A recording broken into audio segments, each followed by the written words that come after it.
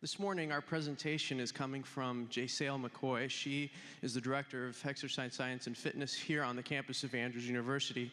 Before she came here, she was based out of Atlanta, working for the Centers of Disease Control, and we are super blessed to have her here, both as an expert in her area, but just because of her passion and desire to make a difference in the world around her. I've gotten to know Jasel in the last year. She sat with us, Campus Ministries PMC team, as we're thinking of ways that we can make impact for wellness, not just in this community, around the world. So that was my first introduction to her. But I also got to know her going to CrossFit. Can you tell? That was funnier than you responded. But she also helps there. She's a consultant on healthy eating and wellness in general at CrossFit. Jasel, I'm excited that you're here to share with us. Come on up and tell us what's on your heart today.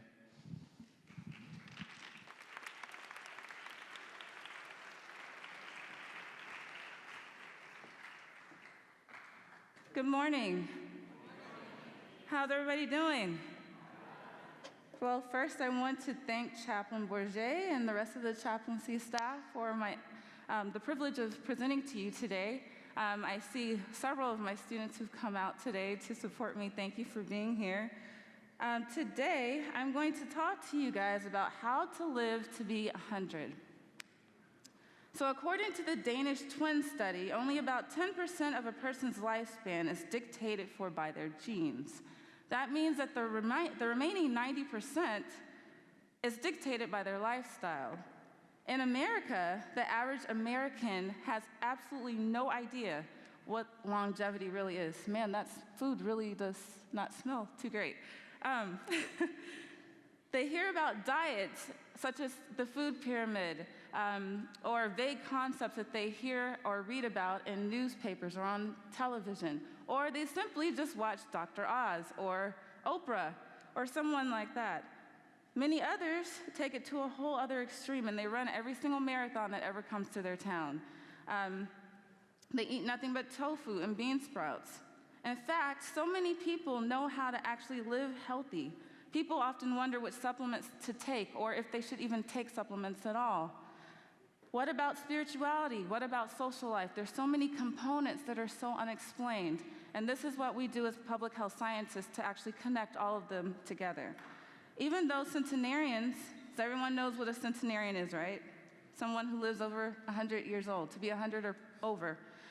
Centenarians are actually the fastest growing population in our country. However, your chances of living to be 100 are only 1 in 5,000. To live this long, you don't also have to adopt a healthy lifestyle, but you also need to actually hit the genetic lottery. Science tells us that the capacity for the human body right now, the way our Earth is 90 years. For women, it's a little longer, but the life expectancy in this country is only about 78 years. So you hear about all these treatments that can reverse or stop aging. Do they work? Think about it. There are so many things that can possibly age us. If you simply deprive your brain of oxygen for even a few minutes, I think it takes about 3 minutes for your brain to for you to become brain dead.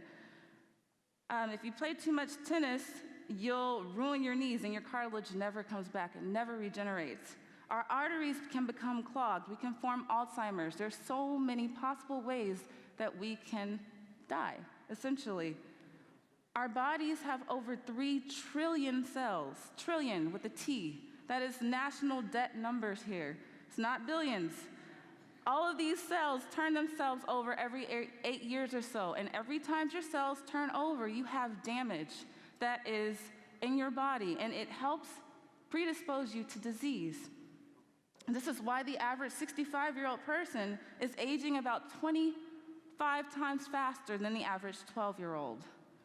So if you're probably asking if there's anything that you could even do to stop aging, or at the very least, is there even a point to being healthy, to eating healthy, to exercise?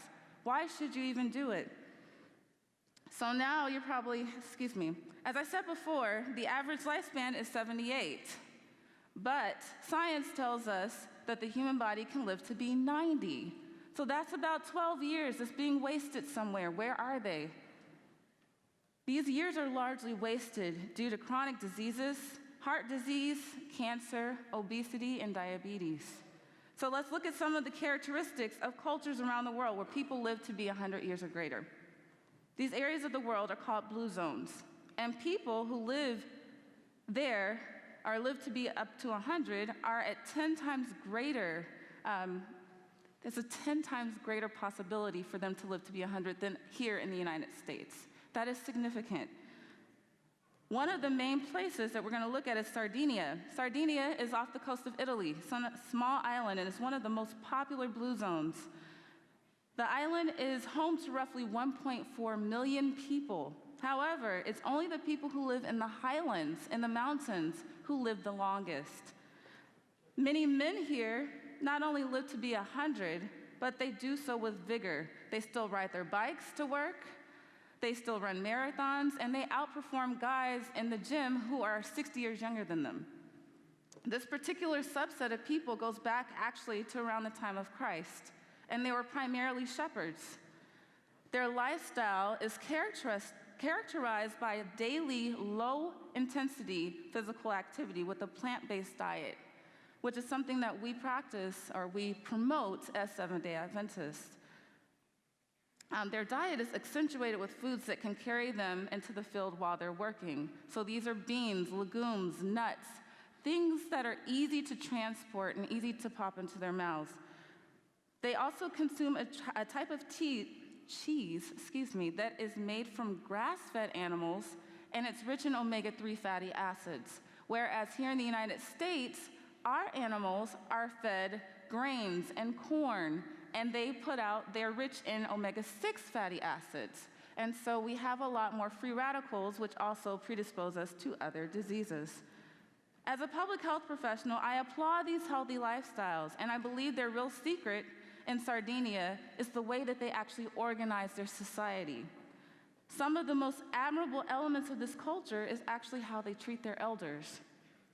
If you look how elders are treated in our country, once you reach a certain age, our elders are not esteemed for their wisdom or their experiences or their knowledge.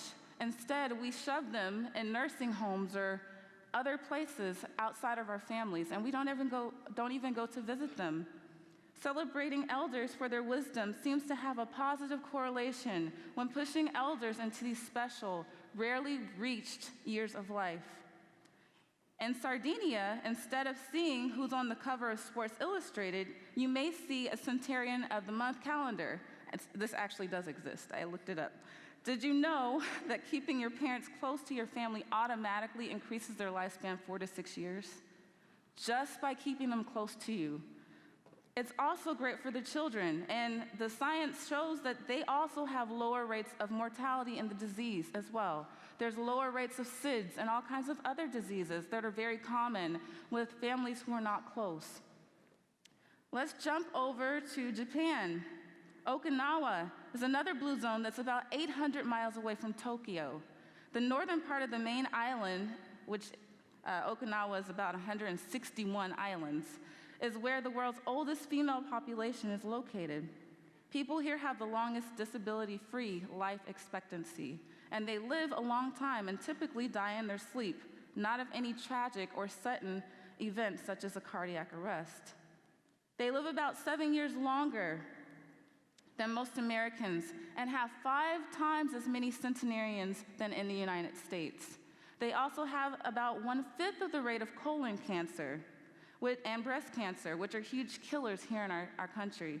I'm pretty sure almost everyone here knows someone who is impacted by these 2 diseases alone. They also have 1/6 the rate of cardiovascular disease, which is one of the top 10 killers in our country.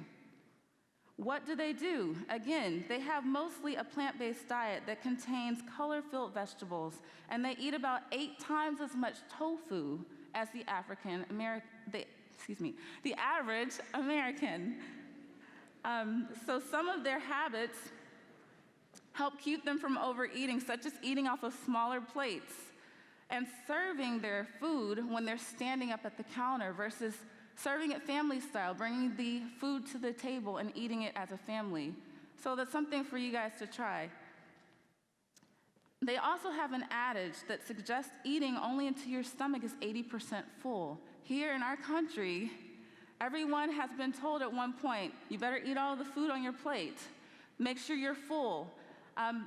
Those are not necessarily they're not catering to healthy behaviors, healthy eating behaviors. In addition to diet, Okinawa has social constructs that are largely associated with longevity. 15 years ago here in America, the average American had 3 good friends. Now, the average American has 1.5 good friends. In Okinawa, when you're born into a very large community with friends and family all around. And you actually grow old with these people. So you always have someone in your corner. Also, typically in America, we divide our adult life into 2 main sections. You have the work part, then you have the retirement part. The work part of your life are the years that you're seen as accomplished and productive. You're doing something, but then one day you retire, and in your mind, you want to move to Arizona and play golf all day. This is where your body actually starts to decline once you reach this age. Once your mind reaches a certain state of mind that now you're going to relax, your body actually starts to decline. In Okinawa, there's not a single word in their entire language for retirement. They actually live by an adage that's called ikigai, which means the reason you wake up in the morning. So what about America? Do we have any hopes of living a long, healthy life? Actually, yes. There's a group of Seventh-day Adventists concentrated around Loma Linda, California. According to the Sterling study, the life expectancy for the average American woman is 80. For SDA women, their average life expectancy is actually 89 years. That's 9 years above the average woman here in the United States. And the difference is even greater in men, who are expected to live up to 11 years longer than their non-Adventist counterparts. Mind you, this study is significant. It followed over 70,000 people for 30 years. But what is it about this group of people that causes them to live such a long life? Of all the regions in this country, even despite the high levels of smog and pollution in Southern California, could it be the day of rest that we call Sabbath? It's so profound that unlike the other cultures, the SDA community in Loma Linda is a heterogeneous community. It's comprised of whites, blacks, Hispanics, Asians, and a host of other nationalities. This group of Adventists also closely follow God's recommended diet in Genesis chapter 29 of legumes and seeds and green plants, and they also largely or mostly exclude meat from their diet. But let's talk more about the Sabbath. For 24 hours a week, no matter how stressed you are, no matter how crazy your school schedule makes you, you can stop everything and focus on God, those around you, and the beauty of God's work in your life. You can stop and admire his creations, reflect on his goodness in your life, and look back at previous trials and circumstances and how you overcame them with his help. This is not hard, and best of all, this is completely free. Here at Andrews, we try to make it really easy for you to do that. In addition to taking your day of rest, do not forget to pray. Don't forget to invite the giver of life himself to walk with you through every facet of your life. So, let's look closely at a couple of few denominators in these cultures. What are things that they all do?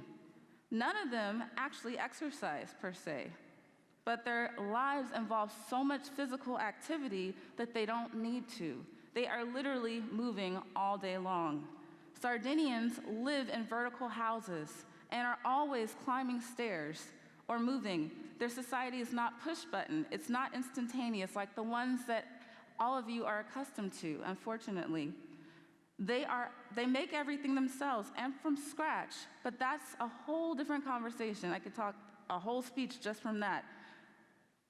By making their food, clothes, and everything else, they burn loads of calories. They tend to walk, which is one of the best ways to actually ward off cognitive decline.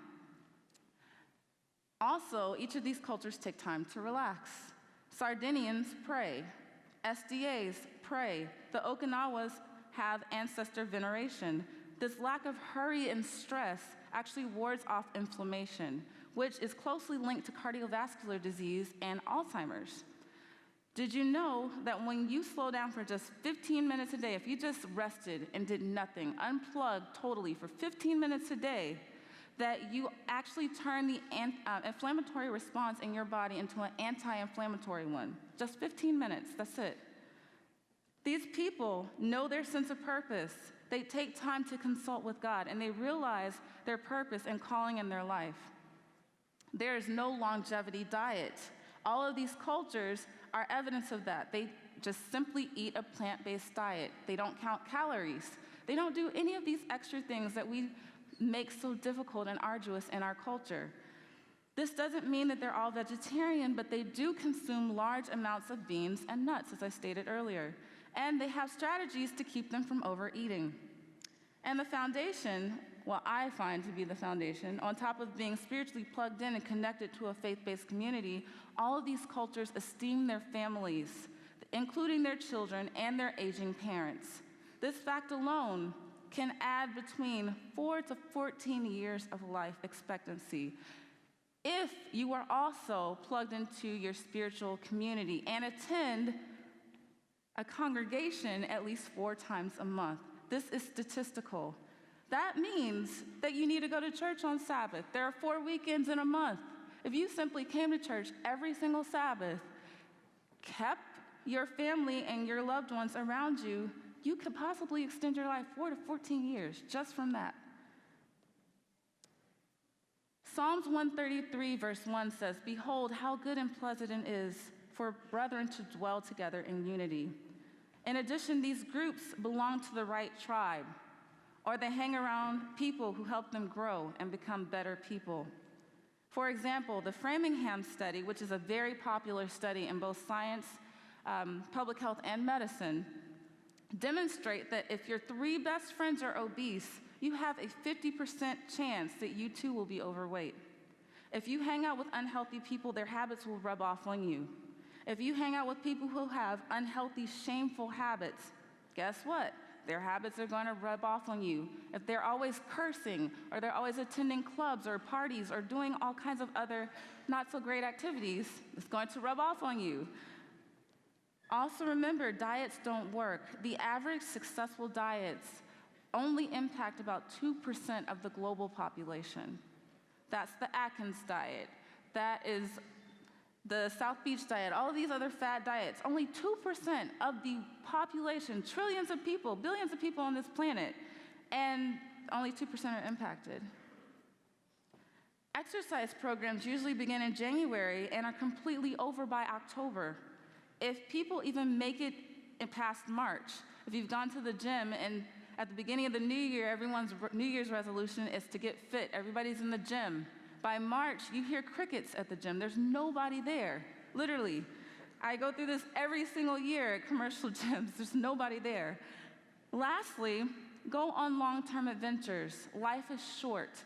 Be passionate. Be zealous for life. If anything, have fun while living and do what you love. Love others and love your God. If you don't remember anything else that I said today, I want you to remember this.